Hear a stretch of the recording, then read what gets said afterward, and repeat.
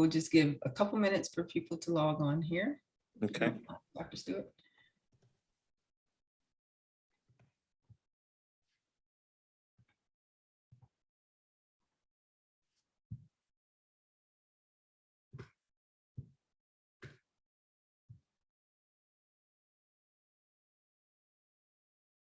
I see it populating here.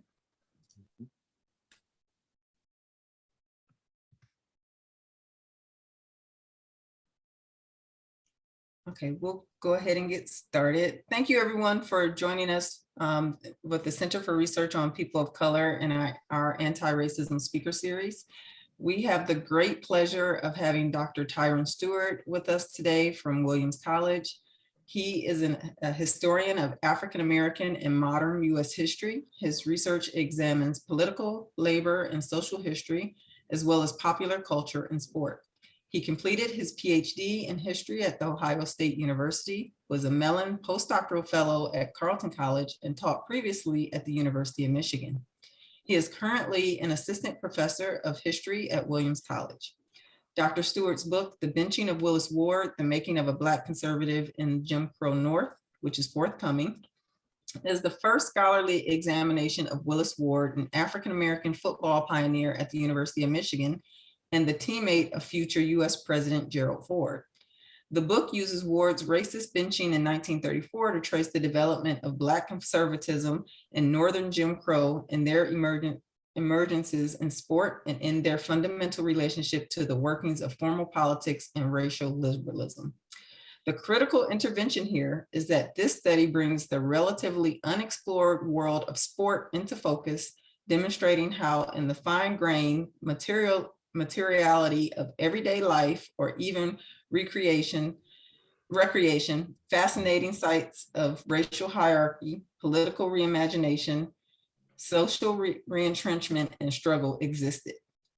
I'm so proud to have my friend and esteemed colleague, Dr. Tyran Steward, with us today. We were colleagues at the University of Michigan during my time there, and I have been a great follower of his prestigious career until this time, and I'm sure I will continue in the future. And please join me in welcoming him to talk to us today about adding insult to injury, sport, race norming, and the long history of scientific racism. I'll turn it over to you, Dr. Steward. Thank you for that introduction, Dr. Taylor. I am truly delighted to be here virtually and to have this opportunity to engage with you all. I'm especially grateful to the Center for Research on People of Color and to its esteemed and brilliant Executive Director, Dr. Jacqueline Taylor, who I consider a friend and certainly a wonderful colleague. I'm especially grateful for Dr. Taylor's research. I believe that her research is first rate, and her continuing focus on health disparities through the interactions of omics and social factors remains illuminating, not only for your community, but certainly in the interest of the research that I do. So thank you, Dr. Taylor, for this invitation. I also want to quickly thank Laura Prescott and Stephanie Potts-Thompson for helping to facilitate this talk. My talk is pitched right around 45 minutes, so I want to get started pretty quickly. And then at the end, we can have a Q&A. I'll share my screen. Okay. This talk reflects a current shift in the direction of sports studies, moving away from the triumphal narratives that often situate sport uncritically as a site of racial progress toward critical sports studies that complicate histories that are celebrated and even cherished. Specifically, I explore the fraught relationship between race, sport, and health equity through the prism of the NFL's concussion settlement and the controversial and inequitable practice of race norming that is using a person's racial classification as a factor in adjusting the results of medical, neurological, psychological, and other similar assessment and tests. Simply put, race norming is the practice of adjusting test scores to account for the ethnicity or race of the person being evaluated, the test taker. I examine how race norming was built into the NFL concussion settlement thereby permitting race to become a central and problematic factor both in determining which dementia claims were considered to be valid and in dictating the eligibility of a former professional football player to receive a payout for his declining mental and physical health. In so doing, I revealed the centrality of race norming to dementia diagnosis, emphasizing how the practice discriminated against African Americans who were kept from securing payments through the landmark NFL concussion settlement that had been acclaimed as a major victory for former players. Now, because I am a historian, aside from exploring the intersections of race and science in relation to the utilization of race norming within the NFL, I also demonstrate how such practices are rooted historically in two distinct yet overlapping racial dilemmas. First, the legacy of scientific racism, most readily glimpsed in the racial pseudoscience that has long guided the development, perpetuation, and structuring of racialized stereotypes and tropes about African Americans and their fitness not only for full citizenship and equality, but also for full participation, notably in sport. And second, violent inclusion, a concept that I developed and draw attention to in my forthcoming book, The Benching of Willis Ward, The Making of a Black Conservative in the Jim Crow North, to describe the cultural, emotional, physical, psychological, and or verbal abuse, exploitation, hostility, stereotyping, and torment that Black athletes encountered amid their inclusion in integrated sport. Because of the limit on time, I will not focus on this particular aspect during my talk, but I am happy to answer questions about violent inclusion and what it entailed. Still, I want to underscore the limits of inclusion, or rather the ways in which inclusion within athletics and more generally in other realms can be destructive and discriminatory, marginalizing and murderous, unethical and unfulfilling. Moreover, I foreground the tripartite discussions of race norming in the NFL, scientific racism, and violent inclusion to achieve the objective of scrutinizing the viability of relying on race and race correction in clinical algorithms to influence vital healthcare decisions. Whereas I am a historian and not a clinician, my purpose is not to draw a conclusion on whether or not race norming outside of professional football, and particularly within medical practice, has any continuing utility. I'm also not suggesting that the detrimental use of race norming in football portend bad things for its ongoing usages in medicine, though there are medical physicians and neuropsychologists who have concluded the need for either an elimination or reconsideration of the use of racial correction in clinical tests. Instead, my goal is to further the debate and the discussion on the use of race norming in medicine at what I see as a major inflection point in how we think about health equity, outreach to minority communities, and patient advocacy by evincing how race has artificially and insidiously been embedded into sport to produce healthcare decisions that are deplorable, inequitable, and unjust for African Americans. In other words, what might we learn from the practice of using race norming in the NFL and its recent eradication, which was approved by the federal court Judge Anita Brody earlier this month? Beyond opening this dialogue, I aim to expose three myths, the latter two of which pertain not only to sport, but also are pivotal to the broader discussion of health equity and race. The uncritical view of sport as a meritocracy, the assumption that well-intended race policies satisfy their desired outcome, and lastly, that race is a reliable proxy for explaining genetic difference in spite of the overwhelming evidence that it is not. I want to begin by examining racial pseudoscience at the turn of the 20th century, and an appropriate place to start is with Jack Johnson, the first African-American heavyweight boxing champion of the world. On July 4, 1910 in Reno, Nevada, as the band played the racist melody, All Coons Look Alike to Me, Johnson climbed into the ring to defend his title against Jim Jeffries in what had been dubbed the fight of the century. Jeffries had been coaxed out of retirement to serve as the latest avatar of the Great White Hope, the quasi-allegorical white pugilist urged by American novelist Jack London and sought after by many white Americans to avenge the pride of the race and to rescue the white man by vanquishing the upstart Johnson. London, who is often credited with contributing great white hope to the American lexicon, was a racialist who embraced what Madison Grant, the eugenicist and a leading advocate of scientific racism, called the modern and scientific study of race that positioned Nordic as superior and Negro as inferior. Therefore, more than a championship was at stake.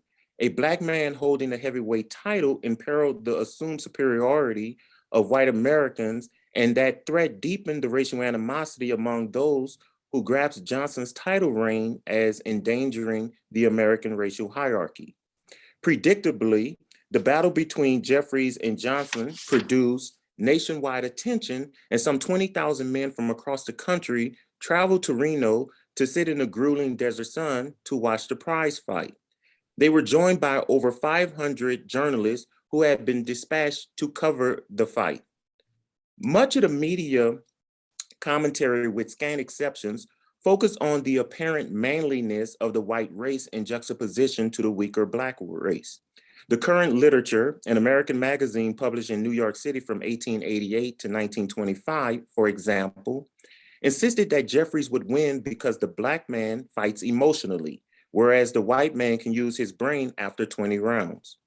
In this regard, white men, as historian Gail Biederman has argued, were confident that Jeffries' intrinsic Anglo-Saxon manhood would allow him to prevail over the allegedly flightier, more emotional Johnson. Thus, when Johnson trounced Jeffries, the recalcitrant defenders of white supremacy erupted in violence. They attacked African Americans in major cities and rural enclaves with bigoted brutality, and especially targeted Black people who celebrated Johnson's victory. I briefly highlight this history of Johnson and the racial backlash his triumph over Jeffries sparked because it epitomizes the fears that shaped not only white resistance to the movement of African Americans into the arena of competitive athletics, with all of its embodiment of civilization and manliness, but also the increasing reliance on popular science to validate the constraints and denials Black athletes encountered in their attempts to garner opportunities to pursue excellence within the domain of sport. Since sport had become one of the primary sites for the social construction of masculinity and was glimpsed as the reserve of white men, it ought not to come as a surprise that racially exclusionary tactics were deployed to prevent African Americans from inclusion. But Black athletes who clamored for participation experienced something more than the customary racial prejudices and discriminatory practices that motivated the intransigent color line.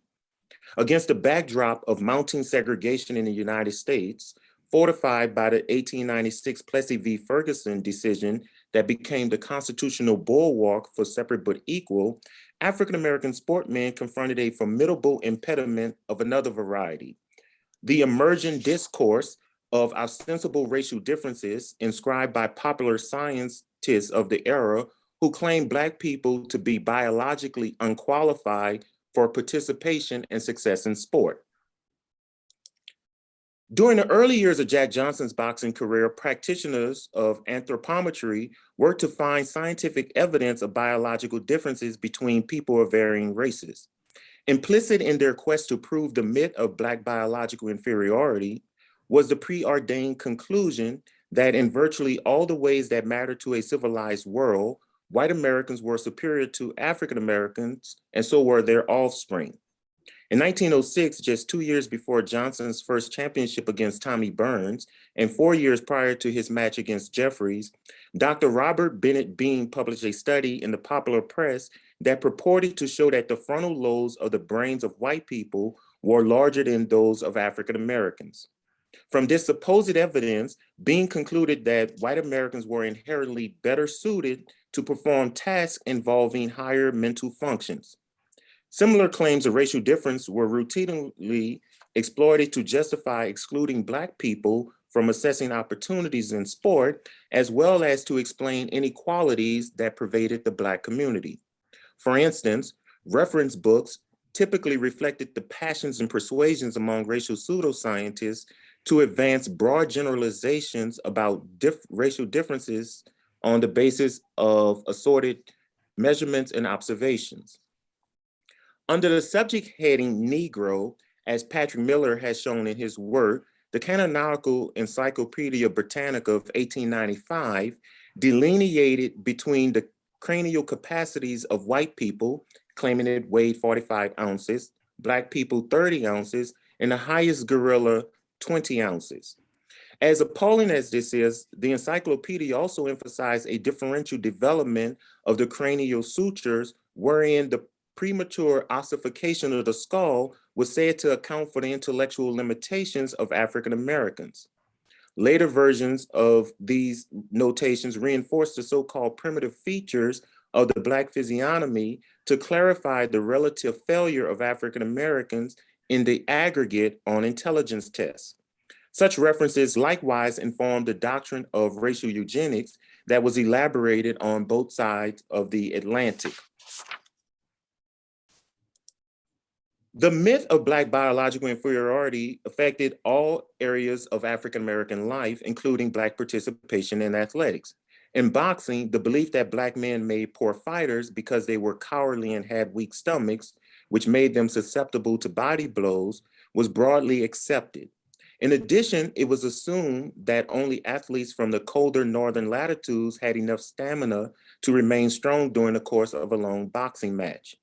Race, in spite of its social construction, or perhaps because of it, added to the dimensions of scientific racism, not just in enabling the construction of racial typologies, but also by providing a safeguard for unsubstantiated pseudoscientific claims of white racial superiority by serving as the foundation to the originally drawn color line. In reality, white athletes knew that these claims of Black inferiority were baseless, so much so that race was frequently invoked to stop interracial athletic competitions, especially boxing matches.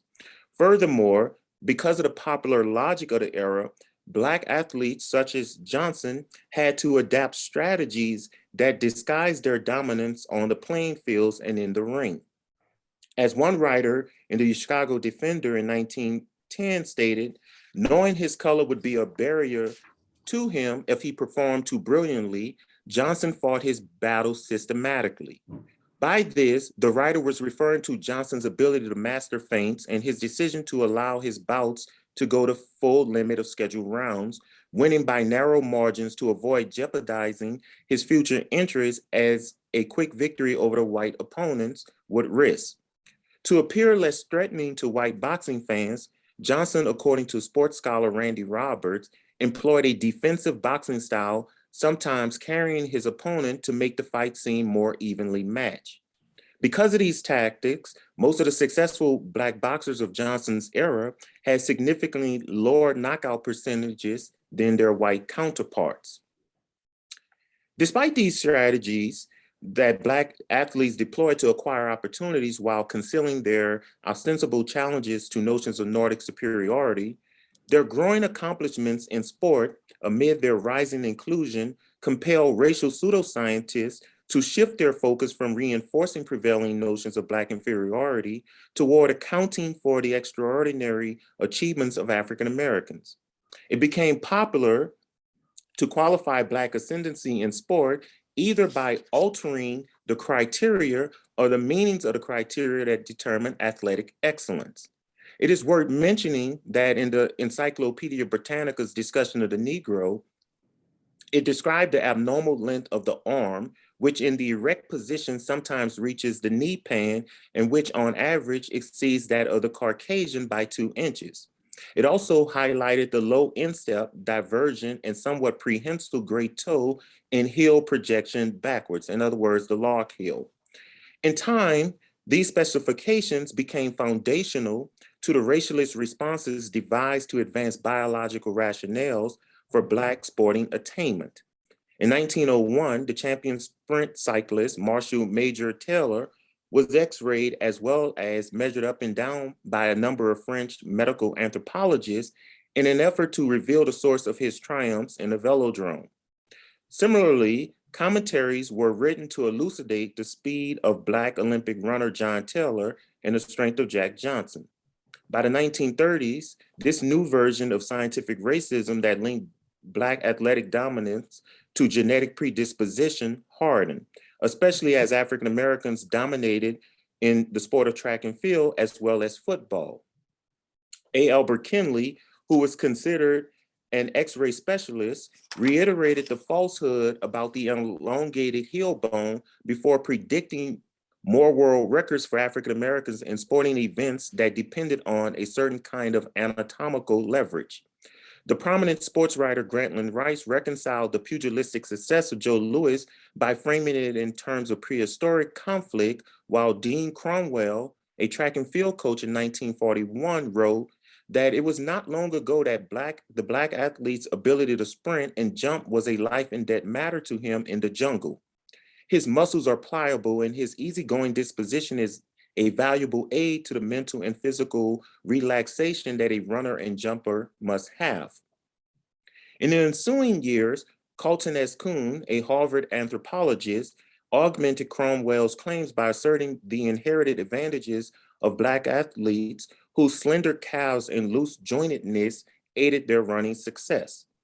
The biological features that suited African Americans for certain sports, Kuhn insisted, were characteristic of living things, cheetahs, for instance, known for their speed and leaping ability. Relatedly, two college football history writers, John McCallum and Charles Pearson, continue to rely on this dreadful stereotype, even as they reposition their correlations from the African jungle to the dance floor. They wrote, because of their tap dancer sense of rhythm and distinctive leg conformation, Black excel as sprinters. It follows naturally that on the football field, they stand out as broken field runners. These allusions to life and death matters in the jungle, as well as analogies to animals or dancers, although racist and reprehensible, persisted as a part of the popular science that was intended to reference and reinforce theoretical beliefs about innate biological differences between Black and white people. The racial pseudoscience that pervaded sport was a constituent of the larger and longer tradition of scientific racism that permeated Black life, functioning as the guardrails to enslavement and later Jim Crow. In fact, the flawed idea that race translates into specific biological differences and the use of race to rank and sort people has been recurrent since the 15th and 16th centuries, as Dorothy Roberts has shown in her research. By the 18th century, these ideas had become widespread and were relocated to other areas where racial differences were said to have been identified. Ideas about racial differences in lungs, for example, can be traced to Thomas Jefferson and later the 19th century Louisiana physician Samuel Cartwright, according to Lundy Braun, a professor of pathology and laboratory medicine and Africana studies at Brown University. In 1787, Jefferson wrote in the notes on the state of Virginia that there was a different structure in the pulmonary apparatus between Black and white people, laying the foundation for lung function studies and the development of the spirometer, a tool that aids in the diagnosis of medical disease. Braun contends that Cartwright appropriated these ideas and created an empirical framework around them that doctors implemented at the time. I should note that Cartwright emerged as a prominent racial pseudoscientist of the era, often admonishing prospective buyers in the enslavement market on the property they were purchasing. In 1851, Cartwright published an article, Diseases and Peculiarities of the Negro Race, in DuBois Review, in which he claimed that enslaved people with Negro consumption, i.e. tuberculosis, would be unable to ascend a flight of stairs without elevating their heart rates to 130 or 40 beats per minute. Later, he developed a racial science out of explaining the physiological causes of enslaved people running away, drapetomania, and resisting dysphagia ethiopica. Reducing Cartwright's assertions to a narrow compass, he, like many racist theorists of the period, believed that Black people's behavior, especially their supposedly bad behavior, was a matter of nature and that it represented the genetic differences between them and the more superior white race. Although this is only a terse sampling of the scientific racism that has encompassed African Americans' experiences in this country, from the plantation to the playing fields, it underscores how race itself, an invention that has political implication, has been manipulated further to manage the races by sorting them into social groupings based on contrived biological demarcations. As Dorothy Roberts states, race is not only interpreted according to invented rules, but more importantly, race itself is an invented political grouping. Race is not a biological category that is politically charged. It is a political category that has been disguised as a biological one. The distinction here is important because thinking of race as a social construction differs from interpreting race as a biological category that has social meaning. But race should not be conflated with economic stability, geography, and other social factors that influence health across different communities and that might themselves mirror the racism proliferating in society. As this brief history of scientific racism should underscore, the United States has long been obsessed with assuming differences between the races. Race norming, although relatively modern, is therefore part and parcel of this tradition of assuming that race can be reliably depended on to illuminate purported genetic differences between different groups. Race norming in professional football first received broad public attention in August 2020 when Najee Davenport, who's on the right side of the screen, and Kevin Henry to the left sued the NFL, alleging that the practice prevented them from getting an award in the groundbreaking settlement that resulted from the league's failure to protect players from the chronic risk associated with head injuries. Both players indicated they would have qualified for awards had they been white and had the dementia exam they each took not relied on an algorithm that presumed that they, as African Americans, started out with a lower cognitive function. Because of this assumption, Black players had to demonstrate a steeper cognitive decline, the lawsuit claimed. Anita B. Brody, the senior U.S. district judge who oversaw the 2013 concussion case, dismissed the civil rights lawsuit in March 2021, ruling that Davenport and Henry were bound by the settlement because they had not opted out years ago. But as concerns about race norming mounted, Brody in April 2021 opened the door to change the practice when she ordered attorneys for the league and the players into confidential, ongoing mediation to address the concerns the lawsuit had raised. Brody's instructions aside, the politics and science of race norming harkens back 40 years when aptitude test scores as a part of federal job applications were adjusted to account for the ethnicity and race of the person taking the test. It was an admission that the tests were in fact racially biased. Whereas it can be argued that more could have been done to address the disparities caused by these racially biased tests, it is crucial to emphasize that the purpose of race norming was to counteract racial bias in aptitude tests. Clearly, the goal was to correct racist practices, not to implement them. Race norming was first employed by the Carter administration and then further implemented and extended by Ronald Reagan in 1981, although his Justice Department later questioned the practice. Prior to then, in 1980, the US Department of Labor pressured employers to adjust aptitude test scores to improve the performance of Black people who often fared worse than white people on these examinations.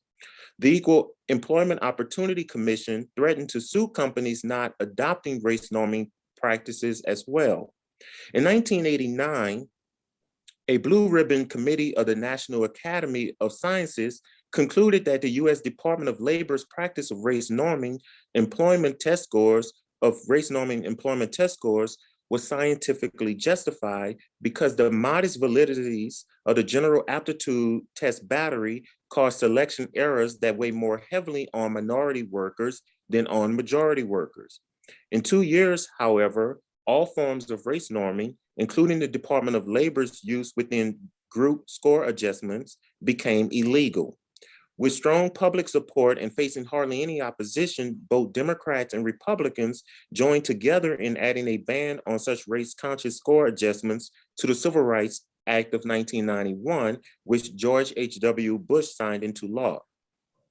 Yet, as Linda Gottfredson has contended, the Civil Rights Act of 1991 outlawed race norming, but it did nothing to relieve the pressures that led to it in the first place. Gottfredson's subsequent anticipation that the ill-fated history of race norming might only become the prologue to the future has somewhat been proven accurate. Despite the criticism race norming generated, particularly as a target of the right wing, with George Will in his 1991 column calling it liberalism's apartheid of compassion, it has gained currency, especially in medical diagnosis. And the fact that it was imposed with the best of intentions to help combat discrimination only augmented its attraction among liberals who recognized how conservative pressure led to George Bush banning the practice. But as I indicated at the onset, all well-intended policies and practices do not necessarily satisfy the outcomes that are desired. This has been especially true with race norming, specifically as it has been utilized within the NFL.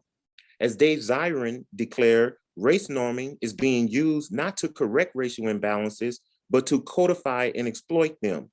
For Black former professional football players, the consequences of race norming practices have been alarming.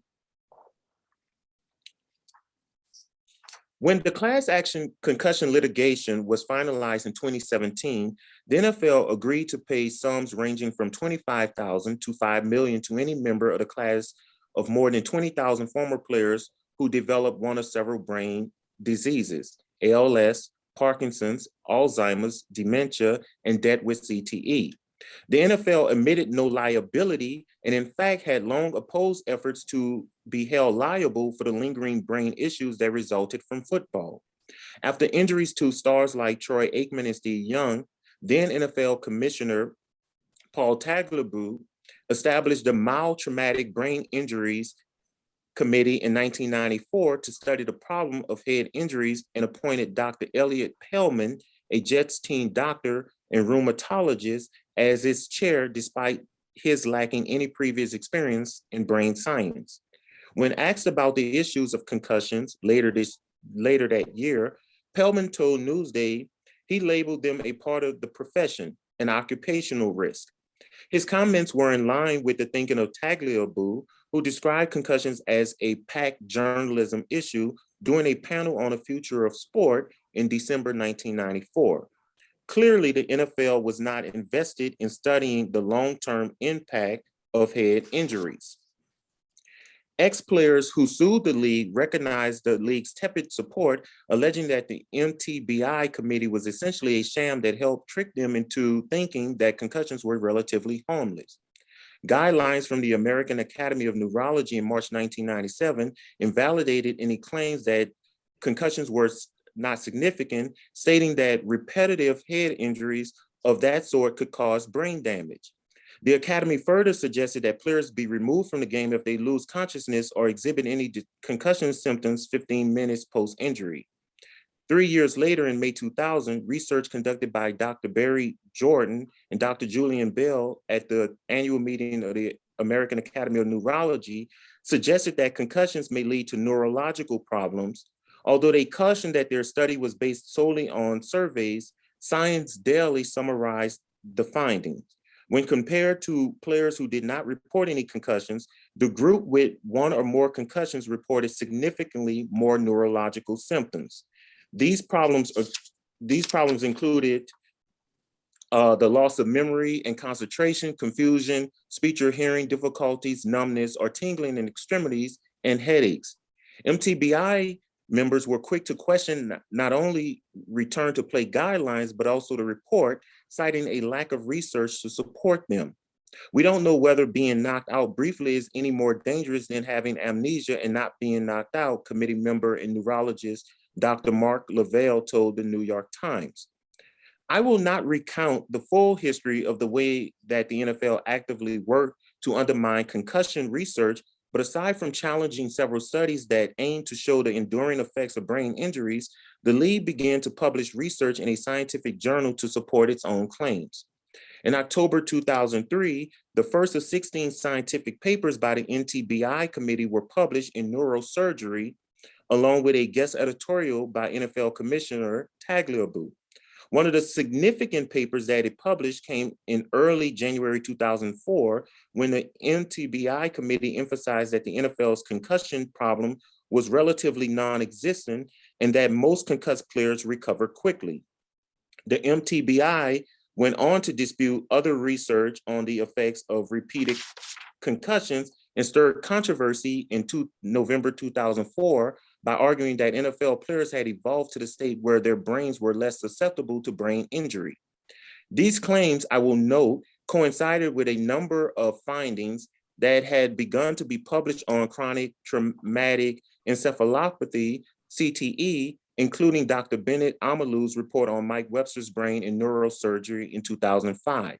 It also overlapped with a study conducted by Dr. Kevin Guskiewicz and Dr. Julian Bales that concluded that the onset of dementia-related syndromes may be initiated by repetitive cerebral concussions in professional football players. For what it is worth, the NFL new commissioner Roger Goodell voiced concern over the return to play guidelines in February 2017, but he pivoted quickly to point out that the MTBI committee served as proof of the league's commitment to concussion research and player safety. Much of this back and forth between new scientific findings on the impact of brain injuries and the NFL's denigration of them continued until more than 4,500 former players filed suit against the league, claiming that it had engaged in a concerted effort of deception and denial in its handling of the science of concussions and brain trauma. What this history shows is the NFL's deliberate attempts to disparage research conducted on brain injuries that revealed the effects of concussions and its endeavors to avoid any blame for the dilemmas caused by head injuries. In short, the NFL did not want to compensate former players, Black or white, for the head injuries they suffered. But the reality is Black players comprise 60 to 70% of the league in any given year. When we reconsider the racial demographics of this situation and account for the injuries that athletes sustain, especially concussions and their side effects, the NFL's use of race norming might be framed as Sadia Hartman, university professor at Columbia University, considers it the afterlife of slavery, which includes, among many things, limited access to health and premature death.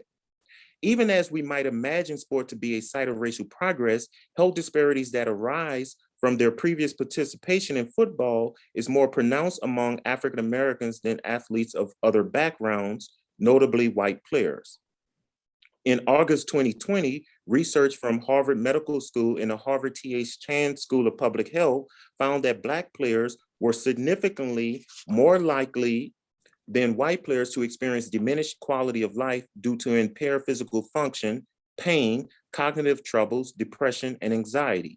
In 4 to 5 health outcomes, the gaps were greatest between Black and white former players. The analysis showed that Black former NFL players were 50% more likely than white players to have pain that interfered with daily activities, as well as depression and anxiety, and 36% more likely to have cognitive symptoms, including memory deficits and attention problems that impact their quality of life. These findings, published in Annals of Epidemiology, underscore, as Andrea Roberts, the study's lead author, asserted, the urgent need to develop public health interventions and policies that address underlying systemic factors that give rise to such disparities, both among former athletes and in the general population. Instead of taking up Roberts' charge, the use of race norming only increased the likelihood of Black players suffering health inequities. So how was race norming built into the NFL's concussion settlement to discriminate against African Americans? To compensate players living with CTE, which can definitively be diagnosed only after death, experts hired by the NFL and lawyers for the players negotiated strict definitions for 2 dementia-related diagnoses, early dementia and moderate dementia. Players diagnosed with earlier dementia could earned payments as high as $1.5 million, while those with a moderate dementia diagnosis would be paid as high as $3 million. A third diagnosis, mild cognitive impairment, was negotiated for players considered at high risk of developing dementia. For them, the NFL would pay for follow-up medical treatment, including expensive brain scans that can produce evidence of brain damage and disease. To secure a diagnosis, a player needed to meet with a neurologist who would evaluate him for physical signs and symptoms of dementia. He also needed to meet with a neuropsychologist who would administer a series of cognitive tests. Doctors needed to agree that the player's symptoms were significantly interfering with his day-to-day life and that his cognitive test scores were low enough to meet the settlement's definitions for early and moderate dementia. The NFL agreed to fund the network of neurologists and neuropsychologists across the country to evaluate players free of charge. According to Brad Karp, the league's lead lawyer on the settlement and chairman of the law firm Paul Weiss, the process was simply designed to duplicate what happens in a regular clinical care when doctors look for possible brain disease. But the settlement's evaluation process placed inordinate weight on cognitive test scores. To qualify for a dementia diagnosis, the NFL funded medical care and settlement payments. A former player had to show impairment in 2 of 5 categories of cognitive ability that were measured through 23 tests: complex attention and processing speed, executive functioning, language, learning and memory, and visual perception. Small fluctuations on a few tests could mean the difference between a dementia diagnosis and a multi-million-dollar payout, or no diagnosis at all. For many Black players, race norming prevented them from being awarded any money for their dementia claims. This was the case for Rick Cunningham, a former football player. A doctor who evaluated him in 2015 diagnosed him with an early level of dementia, but the firm hired by the NFL and the players' lawyers to oversee settlement payouts, Brown Greer, denied Cunningham's first claim in 2018, citing a series of alleged problems with his diagnosis. His second claim was initially approved for a monetary award of roughly $700,000, but the firm decided to audit his case, demanded more records, and took nearly a year to review them before reapproving his payment in May 2000. Just as it appeared that Cunningham's ordeal was behind him, and only days before his payment was to be finalized, the NFL challenged his award. The league disputed Cunningham's diagnosis with an argument that was premised in part on his race. According to the league, the doctor had failed to apply the appropriate racial corrections to scores on several tests of Cunningham's cognitive functions. Instead, the doctor had curved some of Cunningham's scores as if he were white. Had the doctor applied the African-American normative corrections, the NFL lawyers contended, Cunningham would not have qualified for payment. Similarly, Michelle Hasselrig, the widow of Colton Hasselrig, indicated that she realized her husband's race might have led to his denied claim after learning about the issue of race norming. For Hasselrig, who died suddenly in 2020 at the age of 54, an investigation by the Post found that race norming prevented him from qualifying for NFL-funded medical care and potentially a 7-figure payment in the final years of his life. When Hasselrig was examined in 2017, the neuropsychologist race normed his scores as Black, causing the former football player to show impairment in only one category. Hasselrig's wife, who recalled how her husband had tried to do laundry by loading clothes into the freezer, sent the cognitive test results to the Washington Post. According to Eric Watson, a clinical neuropsychologist at the Brain Injury Research Center in Mount Sinai in New York, Hasselrig's scores were curved using Black norms. When Watson curved the same results using white norms, Hasselrig's scores dropped across the board, falling into range for a diagnosis of moderate dementia under the settlement. Like Cunningham and Hasselrig, more than 1,000 former NFL players have submitted dementia claims that have been denied, court records show. While the racial makeup of the claimants is unknown, and it is also unclear how many petitioners were affected by race norming, it is likely that in a league that is predominantly Black, most of the persons deprived of receiving financial benefits from the settlement are African American. In court filing and public statements, however, both the NFL and Chris Seeger, the lead lawyer for about 20,000 former players, have insisted that doctors make the decision on whether to race norm players' test scores. In a court filing, Brad Cart wrote, NFL defendants do not make the decision as to whether racial normative adjustments are used. Seeger, for his part, claimed in a statement to ABC that it was definitely not required. I don't know why doctors would even think it's appropriate. In truth, nowhere in the 161-page settlement agreement does it state that doctors must race norm. But as the Washington Post investigation found, the NFL and Seeger are responsible for building a settlement claims process that guaranteed race norming would occur, making it more difficult for African Americans to qualify for payments. Moreover, the Post concluded that both parties failed to act on concerns that the practice was discriminating against Black players. These conclusions stem from the fact that there was another confidential document that contained more direct language. Entitled Neuropsychologist's Handbook, the 19-page document offered precise instructions to doctors about how to score the test players needed to take as a part of the settlement. The document was created in 2017 by experts retained by the NFL, Seeger, and EPIC, a legal services company involved in the settlement. The guidebook informed doctors that they could choose from one or two scoring systems to curve former players' cognitive test scores. ACS software, short for Advanced Clinical Solutions, or Revised Comprehensive Norms, also referred to as Heaton norms, because the system draws on data collected by Robert Heaton, the UC San Diego researcher and defender of race norming, who designed the norms to estimate how socioeconomic factors could affect someone's health. Whereas the ACS software allowed doctors to curve scores without race norming, the Heaton norms did not, which Heaton himself acknowledged. In 6 of the 23 cognitive tests in the NFL concussion test battery, the guidebook indicated that the doctors had to use the Heaton norms. When doctors attempted to bypass using the software based on Heaton norms by not selecting a race or an ethnicity, the software stopped them and indicated that ethnicity had to be specified. The NFL lawyers asserted that doctors had the discretion to choose to apply white Heaton norms to the scores of Black former players if they felt the norms better represented the player's background. An expert hired by the league, John Kelp, a neuropsychologist and associate professor at Columbia University, corroborated this view, stating that though Heaton norms are divided by race initially, Caucasian norms may be used in certain circumstances for African Americans based on clinical judgment. But this language was not included in the guidebook.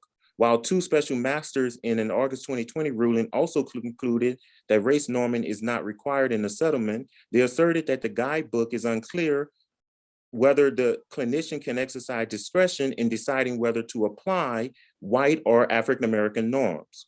To wit, when a doctor applied white norms to a former Black player and Brown Greer approved the payout, the NFL challenged the diagnosis, court records show, over the doctor's failure to use Black norms. In reality, Brown Greer repeatedly denied dementia claims when doctors did not apply Heaton race-based norms to Black players. The first denial came in September 2018 and involved a former player diagnosed with early dementia. The player had a failing memory, needed help getting dressed, and required reminders to brush his teeth, shower, and use deodorant, according to documents filed as a part of his claim. But in its denial, Brown Greer stated incorrect norms were used, and when the results were appropriately corrected using Heaton norms, there is no longer any impairment. Brown Greer did not deny every dementia claim in which a doctor chose not to apply Black race norms, but when it did not, the NFL often objected. This was the case for Najee Davenport, one of the petitioners in the civil rights lawsuit, whose dementia claim was initially approved by Brown Greer. In response, the NFL appealed the decision, arguing that Brown Greer had mistakenly approved a claim despite problems with the diagnosis, including a failure to apply the correct race-based norms.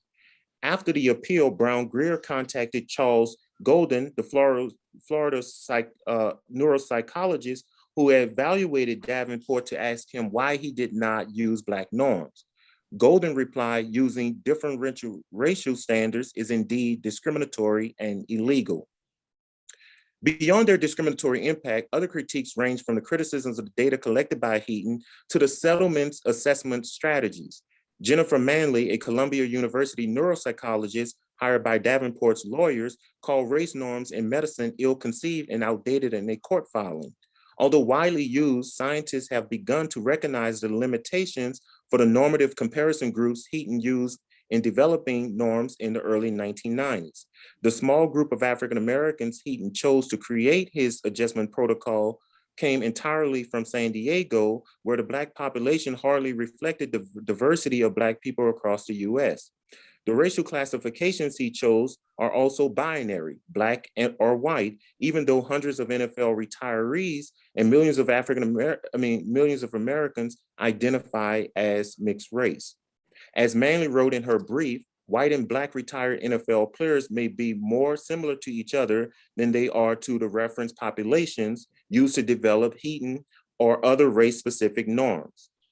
Dr. Francis Kennedy, a neurologist who has treated hundreds of former NFL players, wrote a critique of the settlement's assessment program in 2018, offering that it had developed a system where players would be classified with fictional diagnostic categories of level 1, level 1.5, and level 2 neurocognitive impairments. Kennedy said that these categories could leave the patient confused about the cause of his symptoms and recommended that they adopt a protocol that includes a standard workup for dementia, including neuroimaging and other testing that is not currently done under the assessments. It is not clear whether or not the NFL and the players' lawyers will accept these recommendations. As late as March, Seeger, the player's attorney, maintained in public statements that he was unaware of any racial bias in the settlement program. But his firm had been copied on every denial by Brown Greer, and reviewing these denials was one of the firm's duties as class counsel. The firm also was tasked with reviewing every appeal filed by a lawyer for an individual player. In one such appeal filed in May 2019, Justin Wyatt, an attorney representing one former player, made explosive claims about the potential impact of race norming that should have caught Seeger's attention. Heaton and other race-based norms are problematic as they make it harder for Blacks to qualify for the settlement than whites, Wyatt said. The use of Heaton's race-based norms is discriminatory on its face. By definition, Heaton's race-based norms have the effect of treating Blacks differently than whites. White's biting criticism of race norming echoed the thoughts of doctors employed in the program who first began to identify the disproportionate impact that race norming was having on a claim submitted by African Americans. As one neurologist, Maureen Leahy, said after quitting the network of doctors, "I just felt the patients were getting cheated. It just wasn't right." Even if the NFL did not agree with Leahy's assessment, the league publicly pledged to remove race norming from the settlement. In June 2021, it announced an end to the practice. Earlier this month, on March 4, 2022, Judge Brody approved the change to the NFL concussion settlement, eliminating the process of artificially adjusting Black retirees' cognitive scores to assume that they start with a lower cognitive baseline than white retirees.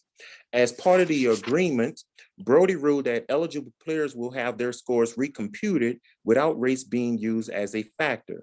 The changes agreed to by Brody do not immunize the NFL or class counsel against potential lawsuits from retirees harmed by race norming. This is likely the reason that the NFL and its lawyers continue to defend the practice in public statements and court filings. Race norms are not being removed from the settlement program because they have been found to affect the potential dementia claims of Black claimants, the league argues.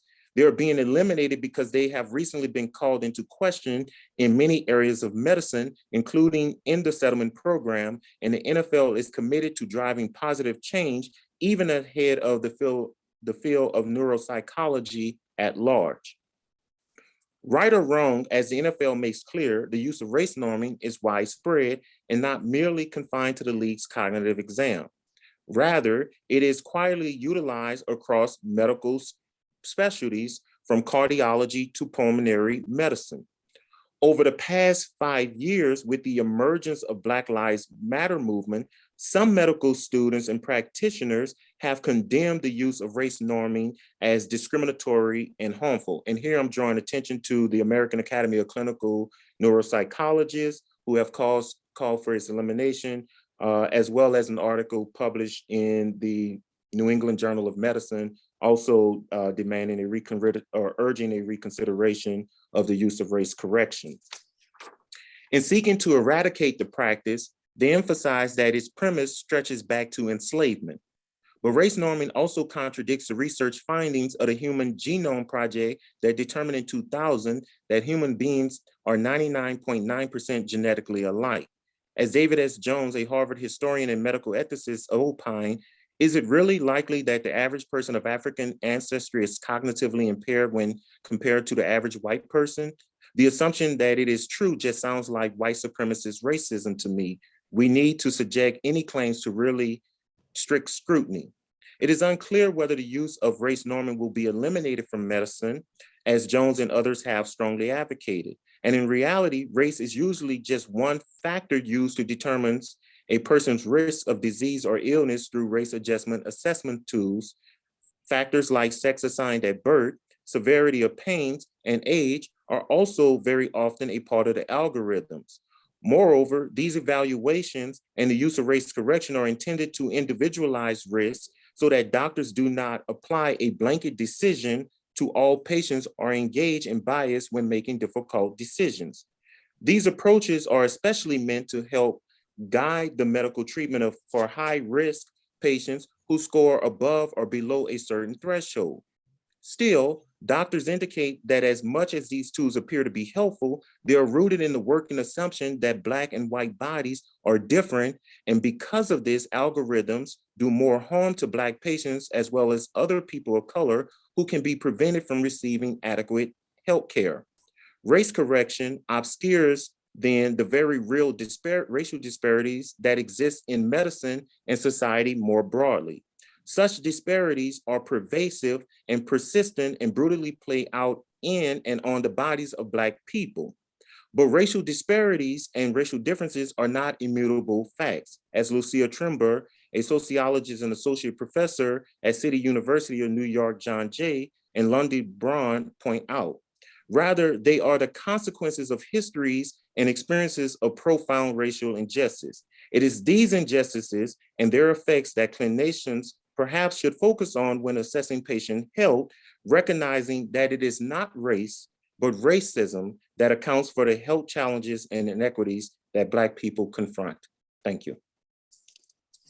Thank you so much, Dr. Steward, for your riveting talk and for bringing it into our view, the historical nature and why we see some of the race norming that we see today, how it's been used in the past, how it permeates in our current society, and things that we can do to circumvent this and move forward into a society that disrupts this race norming. Do we have any questions from the audience? If so, please raise your hand or put your questions in the chat, and we'll be happy to take some of those questions. Wait and see if I see any questions. I certainly have many questions for you, Dr. Steward, if we don't have any from the audience. I know we are limited on time, but you hit on several different aspects of research that we currently have ongoing here at Columbia University. And I'm hopeful that if these investigators are not able to see your talk today, that they can view the recording. But looking at race norming and use of race-based algorithms, we have investigators right here in the School of Nursing that are doing research on negative or biased language in electronic medical record and how that affects the healthcare of patients that we see today. And so it's really insightful to see how the use of this in history is even in place today. And we're still working towards eliminating this negative bias language and use of race norming in healthcare. Well, if we don't have any questions, I will thank you so much for your wonderful talk and for enlightening us today. And it's been a pleasure to have you here. Hopefully we will be able to invite you and have you with us again, because we have so much more we can learn from you and your work in history. Thank you again for providing your wisdom and your intellect and expertise to the Center for Research on People of Color. Thank No. you everyone for attending. It's been a pleasure. Thank you. Thank you so much for having me. I really enjoyed it. Thank you all. Take care.